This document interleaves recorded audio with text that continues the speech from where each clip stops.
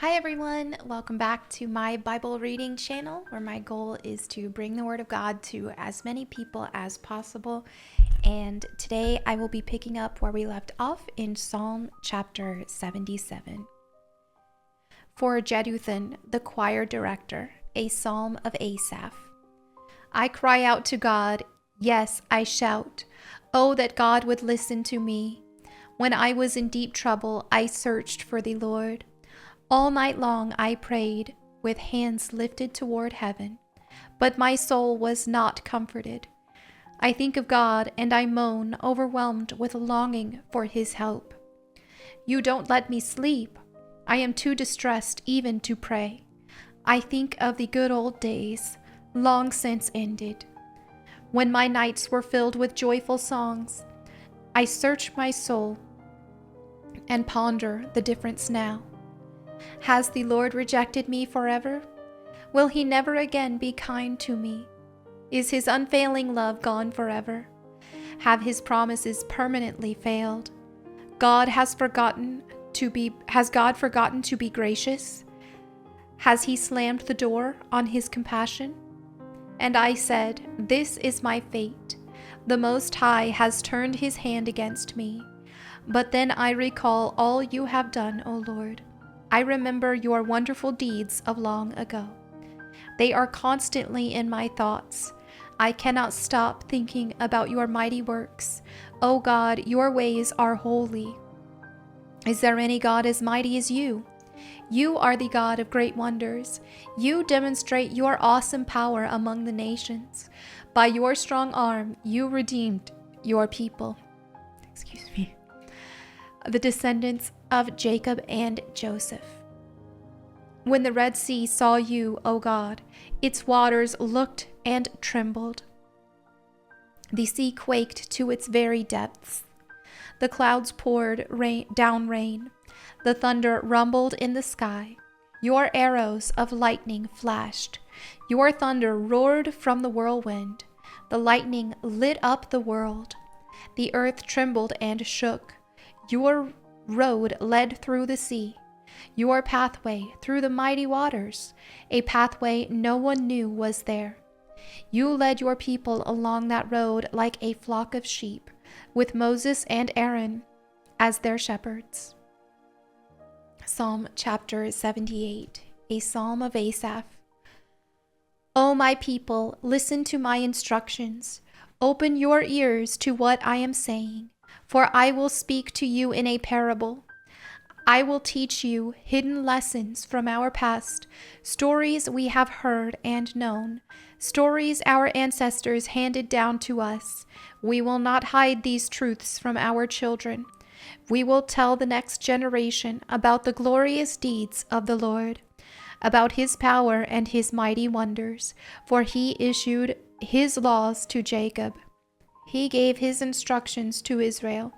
He commanded our ancestors to teach them to their children, so the next generation might know them, even the children not yet born, and they in turn will teach their own children, so each generation should set its hope anew on God, not forgetting His glorious miracles and obeying His commands.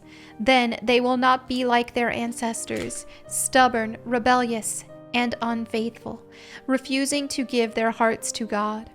The warriors of Ephraim, though armed with bows, turned their backs and fled on the day of battle. They did not keep God's covenant and refused to live by His instructions.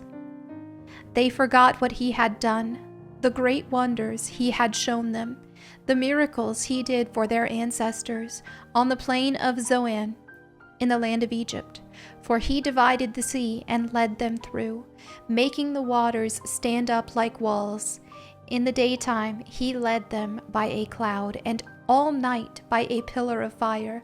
He split open the rocks in the wilderness to give them water, as from a gushing spring. He made streams pour from the rock, making the waters flow down like a river. Yet they kept on sinning against Him, rebelling against the Most High in the desert. They stubbornly tested God in their hearts, demanding the foods they craved. They even spoke against God himself, saying, "God can't give us food in the wilderness. Yes, he can strike a rock so water gushes out, but he can't give his people the bread and meat." When the Lord heard them, he was furious. The fire of his wrath burned against Jacob.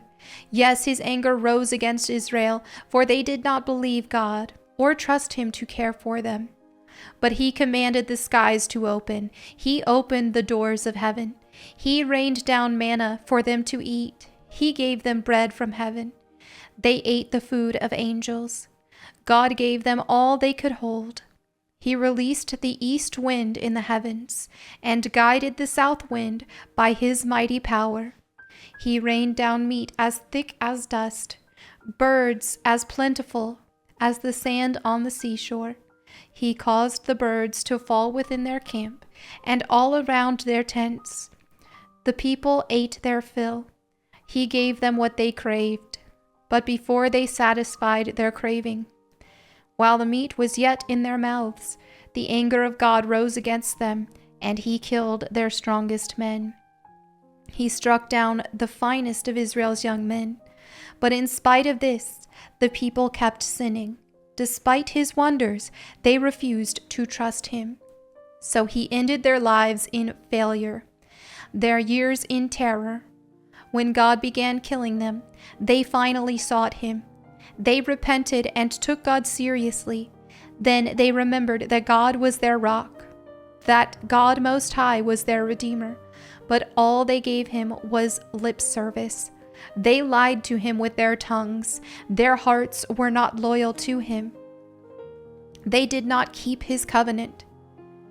Yet he was merciful and forgave their sins, and did not destroy them all. Many times he held back his anger and did not unleash his fury, for he remembered that they were merely mortal, gone like a breath of wind that never returns.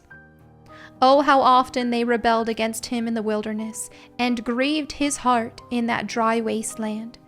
Again and again they tested God's patience and provoked the Holy One of Israel.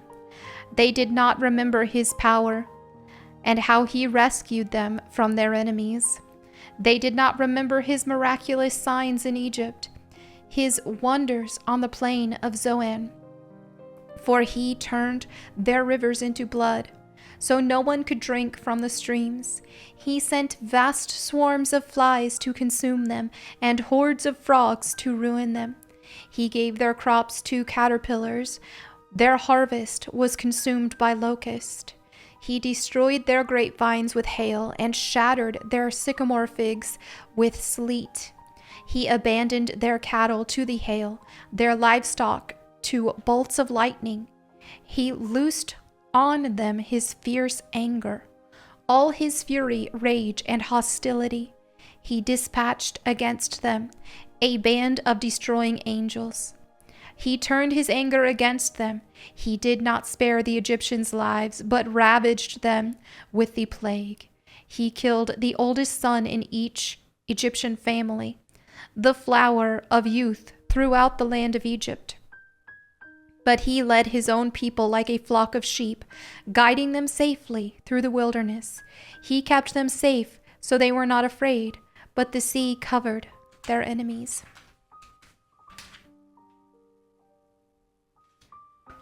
God, this stuck on 2 pages. One moment. Okay. He brought them to the border of his holy land. To this land of hills he had won for them. He drove out the nations before them. He gave them their inheritance by lot. He settled the tribes of Israel into their homes. But they kept testing and rebelling against God Most High. They did not obey his laws. They turned back and were as faithless as their parents. They were as undependable as a crooked bow. They angered God by building shrines to other gods. They made him jealous with their idols. When God heard them, he was very angry, and he completely rejected Israel. Then he abandoned his dwelling at Shiloh, the tabernacle where he had lived among the people. He allowed the ark of his might to be captured. He surrendered his glory into enemy hands. He gave his people over to be butchered by the sword because he was so angry with his own people, his special possession. Their young men were killed by fire. Their young women died before singing their wedding songs. Their priests were slaughtered, and their widows could not mourn their deaths. Then the Lord rose up as though waking from sleep, like a warrior aroused from a drunken stupor. He routed his enemies and sent them to eternal shame. But he rejected Joseph's descendants. He did not choose the tribe of Ephraim. He chose instead the tribe of Judah and Mount Zion, which he loved. There he built his sanctuary as high as the heavens, as solid and enduring as the earth. He chose his servant David, calling him from the sheep pens. He took David from tending the ewes and lambs, and made him the shepherd of Jacob's descendants, God's own people, Israel. He cared for them with a true heart and led them with skillful hands. All right, and there you have it for today's Bible reading. Thank you all so much for your fellowship. As always, if you have any prayer requests, feel free to leave those in the comments below so that myself, my prayer team, or anyone else who reads them can pray for you. And thank you to everyone who has been praying for me and my family as well. Thank you again. I'll see you next time. God bless and goodbye.